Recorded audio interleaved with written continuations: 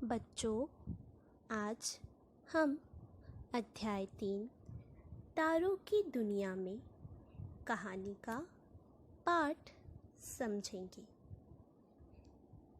इसका पाठ आपने पहली कक्षा में पढ़ लिया था।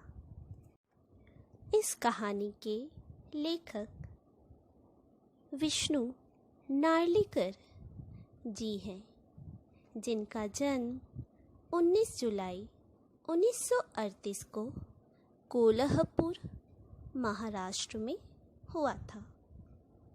ये प्रसिद्ध भौतिकीय वैज्ञानिक है। इन्होंने विज्ञान को लोकप्रिय बनाने के लिए अंग्रेजी, हिंदी, मराठी में पुस्तकें लिखी। ये ब्रह्मांड के स्थिर अवस्था सिद्धांत के विशेषज्ञ हैं। सन 2014 में इन्हें साहित्य आत्मकथा 4 नगरा तले मांझे विश्व के लिए साहित्य अकादमी पुरस्कार से सम्मानित किया गया था। इन्होंने इस कहानी को कुछ उद्देश्य लिखा था। उद्देश्य है हमें सूर्य, चंद्रमा, तारों एवं ग्रहों के बारे में जानकारी देना। धर्मशास्त्र और आधुनिक विज्ञान के अनुसार ध्रुव तारे की स्थिरता का मुख्य कारण भी बताना। नक्षत्र मंडल की उपस्थिति की जानकारी देना। हम ब्रह्मांड में कई ऐसे तारे हैं जिनके बारे में बहुत कम जानकारी रखते हैं। इस पाठ द्वारा कुछ जानकारियों को बताने का उद्देश्य किया गया। जैसे खुले आकाश में सूर्यास्त के बाद हमें तारे दिखाई देने लगते हैं।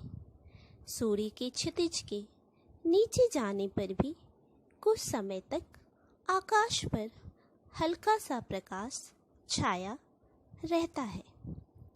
जब वो प्रकाश भी लुप्त होने लगता है, तब क्रमशः तारे आकाश के पर्दे पर दिखलाई देने लगते हैं।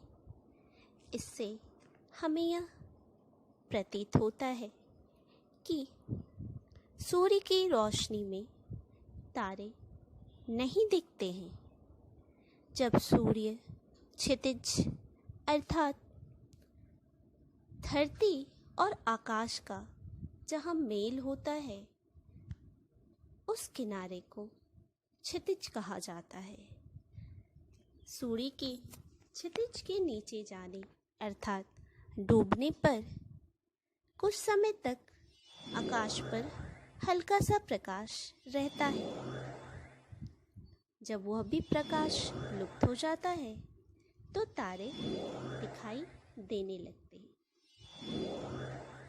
सूर्य के प्रकाश में तारों का प्रकाश समाप्त हो जाता है, इसलिए वे हमें नहीं दिखाई देते। ऐसा माना जाता है कि तारे बहुत प्रकाशवान होते हैं। सूर्य भी एक तारा ही है। केवल निकट होने के कारण वह बहुत तेजस्वी लगता है और तारे हमसे बहुत फुट की दूरी पर हैं। इसी प्रकार आकाश में दिखाई देने वाले तारों में कई तारे सूर्य से भी कई गुना प्रकाशवान होते हैं, परंतु दूर होने के कारण वे मंद लगते हैं। चंद्रमा का प्रकाश भी खुद का उसका अपना नहीं है, बल्कि सूर्य के बिखराए प्रकाश से वह चमकता है। प्राचीन काल से तारों का अध्ययन करने वाले ने कई महत्वपूर्ण बातें देखी। अधिकांश तारे सूर्य की तरह पूरब से उदय होकर पश्चिम दिशा में अस्त होते हैं, पर एक तारा ऐसा है जो कक्षा में घूमने के बजाय स्थिर नजर आता है, जिसे हम ध्रुव तारे के रूप में जानते हैं। ध्रुव तारे की आगे, उसके जन्म के पीछे एक पौराणिक लोक कथा है, जिसका आज के समाज में बहुत महत्व दिया जाता है। किसी खास प्राकृतिक घटना को जिसका कारण विज्ञान द्वारा नहीं मिलता, ऐसी घटनाओं को लोक कथाओं में गढ़ लिया जाता है। लेकिन जैसे जैसे विज्ञान उन्नति करता जाता है, कारण और विचार आगे चलकर मिल जाते हैं और फिर लोक कथा केवल एक मनोरंजक कहानी के रूप में ही रह जाती है। जिस प्रकार ध्रुव के जन्म की कहानी एक कहानी मात्र रह गई है, जैसे ध्रुव का जन्म कैसे हुआ, आइए समझे। राजा उत्तानपाद की 2 रानियां थीं, सुनीति और सुरुचि, जिनमें सुरुचि उन्हें अधिक प्रिय थी। एक दिन सुरुचि के पुत्र उत्तम को अपने पिता के गोद में बैठे देखकर सुनीति के पुत्र ध्रुव ने भी वहां बैठना चाहा, परंतु सुरुचि ने उसे वहां से जबरदस्ती हटा दिया। इस घटना से क्षुब्ध होकर अर्थात दुखी होकर बालक ध्रुव ने भगवान शंकर की कड़ी तपस्या की और आखिर भगवान प्रसन्न होकर बोले, बेटा वर मांगो। तो ध्रुव ने ऐसे स्थान की मांग की जहाँ से उसे हटाया ना जा सके। वह ध्रुव आकाश में आज भी अटल मालूम पड़ता है। 2000 साल पहले यूनानी निरीक्षकों की यह धारणा थी कि पृथ्वी के चारों ओर ब्रह्मांड एक गेंद के रूप में फैला हुआ है और यह गेंद एक धुरी पर घूमती है। इस धारणा के अनुसार तारे इस गेंद पर चिपके प्रकाश स्रोत हैं जो गेंद के साथ घूमते हैं। अर्थात यदि किसी बॉल पर कुछ चिपका है और गेंद घूम रहा है तो वह भी साथ में घूमेगा। ध्रुव तारा गेंद की धुरी पर होने के कारण नहीं घूमता, अर्थात जिस जगह पर गेंद टिका हुआ है वह धुरी जिस बिंदु से वो चिपका हुआ है और जहाँ से वो गोल गोल चक्कर काट रहा है, वह धुरी बिंदु पर होने के कारण ध्रुव तारा नहीं घूमता। यदि आप एक उंगली रखकर बॉल को घुमाते हो तो जिस जगह पर उंगली है वो जगह आपके उंगली के पास ही रहेगी। इस प्रकार ध्रुव तारा भी किसी के चक्कर नहीं लगाता, वह अटल है। गेंद की सतह पर 2 बिंदु ऐसे मिलेंगे जो सदा स्थिर रहते हैं। 5वीं सदी में जन्मे भारतीय ज्योतिर्विद आर्यभट्ट ने इस धारणा का खंडन किया था, जिस धारणा को यूनानी निरीक्षक ने बनाया। उन्होंने अपने आर्यभट्टीय में यह दलील दी, यह बात बताई कि जिस प्रकार नदी के तट पर किनारे पर स्थिर वस्तु को नाव में बैठा व्यक्ति उल्टी दिशा में जाते देखता है, उसी प्रकार स्थिर तारे पृथ्वी से देखने पर पश्चिम दिशा में जाते दिखाई देते हैं।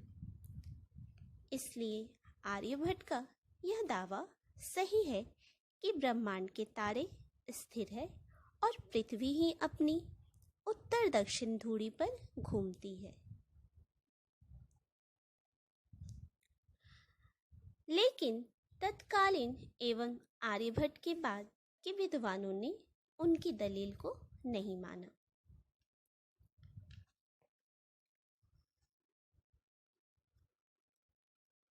ग्रहों के घूमने की पहेली सुलझी 17वीं सदी में जब योहान केपलर ने ग्रहों के निरीक्षणों का विश्लेषण करके यह सिद्ध किया कि ग्रह मनमाने नहीं भटकते, बल्कि वह नियमित कक्षाओं में सूर्य के चारों ओर घूमते हैं, जबकि सामान्यतः हर तारा अपने पड़ोसी तारों की पृष्ठभूमि में स्थिर दिखाई देता है। यानी तारों के पटल पर कुछ इने गिने अपवाद छोड़कर सभी तारे स्थिर रहते हैं। केवल पृथ्वी के घूमने के कारण यह तारा पटल पूर्व के पश्चिम को सरकता नजर आता है। इन्हें ग्रह कहते हैं। यूनानी निरीक्षकों ने ग्रहों को प्लैनेट यानी घुमक्कर कहा, क्योंकि उन्हें इनकी गति में अनियमितता दिखाई दी। तारापटल पर या सूर्य की दिशा में तुलना करने पर ग्रह कभी आगे पीछे जाते दिखाई देते हैं, और इसी धारणा को योहान केपलर ने अपने निरीक्षण से सिद्ध किया कि ग्रह मनमाने नहीं भटकते, बल्कि वह नियमित कक्षाओं में सूर्य के चारों ओर घूमते हैं। ग्रहों की विचित्र गति को देखकर सामान्य मानव में यह धारणा बना ली है कि इन ग्रहों में कुछ विशेष शक्ति होती है, जिसके बल पर वे इधर उधर भटकते हैं। पर इसी धारणा ने फलित ज्योतिष को प्रोत्साहित किया। यदि ग्रहों में कोई खास शक्ति होती तो हो सकता है इसका प्रभाव मानव जीवन पर भी पड़ता। इस प्रकार की कल्पना से मानव को लगने लगा कि उसके जीवन का नियंत्रण इन ग्रहों के प्रभाव से होता है। सूर्य के चारों ओर घूमने वाले ग्रह तारों की अपेक्षा हमारे काफ़ी निकट है, परंतु तारों की भांति स्वयं प्रकाशित न होने के कारण उन्हें और दूसरे तारों के ग्रहों को देखना मुश्किल है। यह संभव है कि अन्य तारों की भी ग्रहमालाएं होती हैं। ग्रह पास है, तारे दूर है, लेकिन ये दूरियां हैं कितनी लंबी। सन 1838 में बेसल नामक एक जर्मन ज्योतिर्विद ने तारों की दूरियां नापने के लिए पैरेलैक्स विधि की सफलतापूर्वक अपनाया।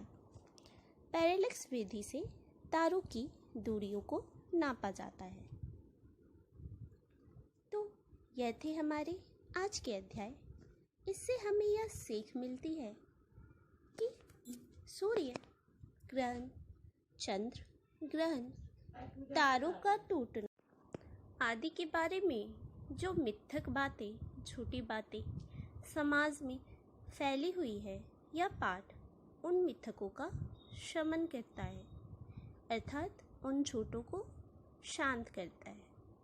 अंतरिक्ष और ब्रह्मांड को लेकर जो जिज्ञासाएं हैं, उनमें से कुछ का शमन करने में यह पाठ सहायक है। अर्थात मानव के अंदर जितनी भी जिज्ञासाएं इनको लेकर है वो उनको शांत करने में सहायक है। आज के लिए इतना ही। अगली कक्षा में हम कुछ और पढ़ेंगे। धन्यवाद।